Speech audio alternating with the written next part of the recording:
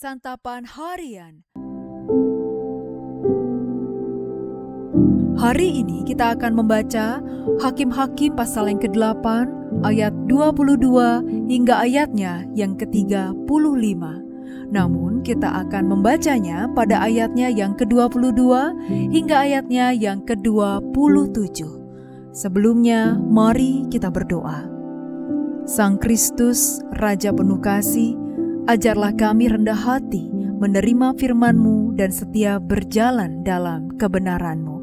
Di dalam terang-Mu yang abadi, Kristus Yesus, kami memohon. Amin.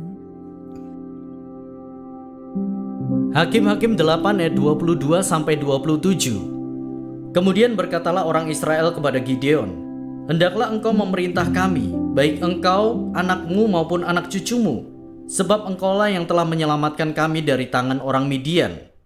Jawab Gideon kepada mereka, "Aku tidak akan memerintah kamu, juga anakku tidak akan memerintah kamu, melainkan Tuhanlah yang memerintah kamu." Selanjutnya kata Gideon kepada mereka, "Satu hal saja yang ingin kuminta dari kamu.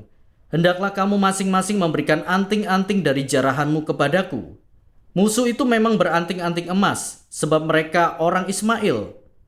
Jawab mereka, "Dengan senang hati kami mau memberikannya." Lalu mereka menghamparkan sehelai kain dan masing-masing melemparkan anting-anting jarahannya ke atas kain itu. Ternyata berat anting-anting emas yang dimintanya itu mencapai 1.700 sikal emas. Belum terhitung perhiasan leher, perhiasan telinga dan pakaian kain ungu muda yang dipakai oleh raja-raja Midian, dan kalung rantai pada leher unta mereka.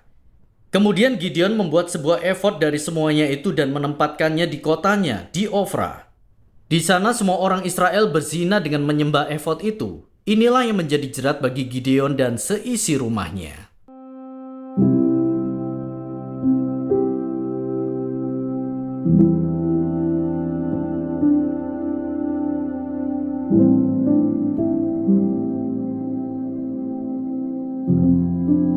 Sahabat Scripture Union Indonesia, cerita tentang Gideon adalah cerita yang sangat menakjubkan, sekaligus menyedihkan. Gideon seorang anak Yoas yang bekerja sebagai petani, dipakai Allah untuk memimpin bangsa Israel keluar dari penindasan bangsa Midian.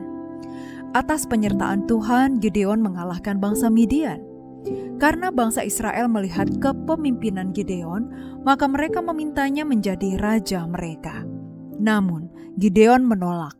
Baginya yang berhak menjadi raja atas mereka adalah Tuhan sendiri.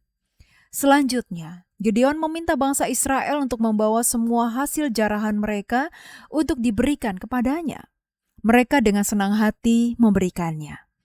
Hasil jarahan itu berupa anting-anting emas, perhiasan leher, perhiasan telinga, pakaian kain ungu muda, dan kalung rantai unta. Dari hasil jarahan tersebut, Gideon pun membuat efod dan menempatkannya di Ofra. Sedihnya, bangsa Israel menyalahgunakan efod tersebut. Bukannya memakainya untuk melayani Tuhan, mereka malah menyembahnya. Akibatnya, hal ini menjadi jerat bagi Gideon dan seisi rumahnya. Setelah Gideon meninggal, bangsa Israel berzina. Mereka tidak lagi mengingat Tuhan dan menunjukkan kasih setia kepada kaum keluarga Gideon. Dua peringatan penting dapat kita petik dari bacaan ini. Pertama, jangan kita membalas kebaikan Tuhan dengan penyembahan berhala. Dan kedua, jangan kita membalas kesetiaan sesama kita dengan ketidaksetiaan. Setelah mengalami kebaikan Tuhan, hendaklah hati kita tidak beralih kepada hal-hal yang bisa menjadi berhala modern bagi kita seperti harta, jabatan, pujian, atau bahkan media sosial. Setelah merasakan kesetiaan keluarga dan sahabat, hendaklah kita tidak membalas dengan egoisme. Hidup ini bagaikan mata rantai kasih. Ketika kita memutusnya dengan ketidaksetiaan, kita merusak anugerah Tuhan melalui sesama. Meski perlakuan orang lain kepada kita tidak sejalan dengan perilaku kita kepada mereka, tetaplah berbuat baik. Itu bukti kualitas iman dan karakter umat Tuhan. Mari kita berdoa. Kristus yang penuh kasih, ketika hati kami terluka oleh perlakuan sesama, jangan biarkan kebaikan kami pun ikut padam.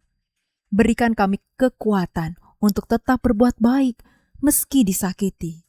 Kami tetap mengasihi meski tidak dipahami. Ajari kami meneladani hati-Mu yang tetap memberi walau sering ditolak. Biarlah terang-Mu bersinar melalui kami, bahkan di tengah luka. Di dalam Kristus Sang Sumber Kasih, kami berdoa. Amin. Kiranya firman Tuhan yang Anda dengarkan menjadi berkat, hingga Anda memiliki kehidupan rohani yang segar, kuat, dan sigap. Jika Anda menginginkan buku santapan harian, silakan kirimkan nama, alamat lengkap, dan kode pos beserta nama radio yang Anda dengarkan ke nomor 0811 9910 377. Tuhan Yesus memberkati.